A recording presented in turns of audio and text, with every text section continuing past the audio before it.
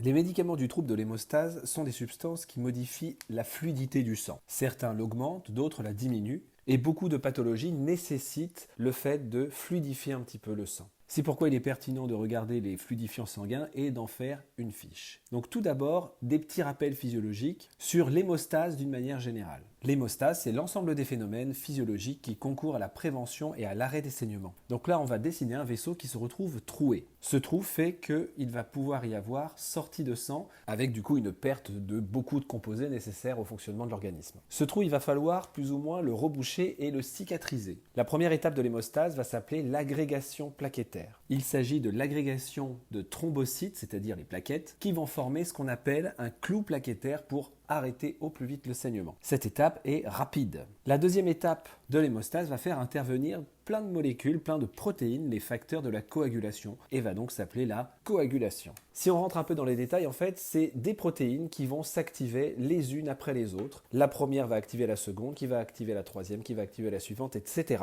Et toutes ces protéines sont appelées les facteurs de la coagulation. Les plus importants qui vont intervenir en pharmacologie sont les facteurs 10 et 2 qui sont représentés ici. Le 2, c'est le final, qui s'active pour transformer le fibrinogène en fibrine, et cette fibrine s'agglomère l'une avec l'autre pour former un caillot. C'est quelque chose de solide et qui va bien boucher le trou du vaisseau dans ce cas-là. Après un certain temps, la cicatrisation a été faite et il va falloir supprimer ce caillot. Il s'agit donc de la troisième étape de l'hémostase qu'on appelle la fibrinolyse qui va lyser, c'est-à-dire détruire le caillot par le biais d'une enzyme. Voilà, là on n'a plus de caillot, le vaisseau est cicatrisé, tout est bon. Dans certaines pathologies, la coagulation va se faire malgré le fait qu'il n'y ait pas de brèche vasculaire. Cette coagulation peut boucher les vaisseaux, entraînant diverses complications en fonction de l'endroit où le vaisseau est bouché. Pour cela, il y a plusieurs biais d'action en fonction de l'étape concernée de la coagulation. Si jamais on veut agir au début de l'hémostase, c'est-à-dire sur l'agrégation plaquettaire,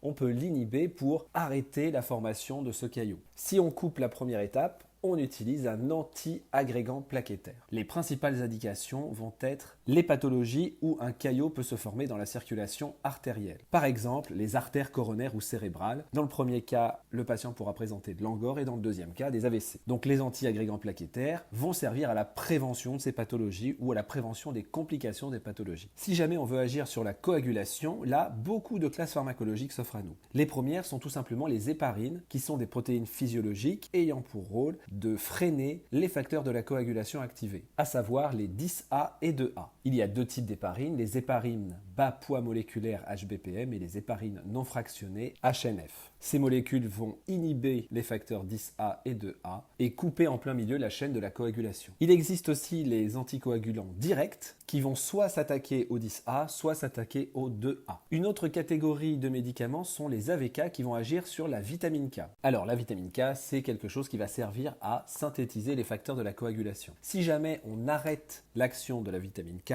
en utilisant des antivitamines K, on diminue la quantité de facteurs de la coagulation. Le but étant de diminuer la formation au final du caillot. Donc ça marche très bien. Cependant, sur les antivitamines K, il y a un suivi tout particulier à apporter en raison de son action fortement anticoagulante. Schématiquement, le paramètre qui va permettre ce suivi, ça va être l'INR, International Normalized Ratio, qui va comparer le temps de coagulation d'un malade sur le temps de coagulation d'un sujet témoin sain. Le but étant d'avoir un temps de coagulation supérieur par rapport à la population générale, car dans certaines pathologies, un temps de coagulation normal est problématique. Donc le but, ça va être d'avoir un INR entre 2 et 3, alors parfois entre 3,5 et 4,5 pour certaines pathologies. Si jamais on est au-dessus de la valeur supérieure, on a un risque d'hémorragie, et si jamais on est en dessous, on a un risque d'inefficacité de traitement et du coup un risque de thrombose généralement. Finalement, avec une coagulation en absence de brèche vasculaire. Ces médicaments dits anticoagulants vont avoir des indications plutôt pour la fluidité du sang veineux. Par exemple, la prévention des thromboses veineuses profondes. Maintenant, que ce soit les antiagrégants plaquettaires ou les anticoagulants, il y a des effets indésirables forcément de saignement. On coupe la chaîne de la coagulation, le sang devient plus fluide et dès qu'il va y avoir une brèche vasculaire, dès que la personne va commencer à saigner, la sortie de sang aura plus de mal à s'arrêter que chez un individu sain. Il existe quand même des produits qui vont pouvoir être mis sur les plaies en arrêtant le saignement. On appelle ça des hémostatiques locaux. Et finalement, il y a des médicaments médicaments qui vont agir sur la troisième étape de l'hémostase, la fibrinolyse, du coup, en favorisant ce phénomène pour dissoudre les moindres caillots qui s'y trouvent. Il s'agit de fibrinolytiques, mais vont servir uniquement en cas d'urgence. Voilà, cette fiche est à peu près complète et permet d'avoir une bonne vision d'ensemble de ce que sont les fluidifiants sanguins, à savoir les antiagrégants plaquettaires, les anticoagulants et les fibrinolytiques.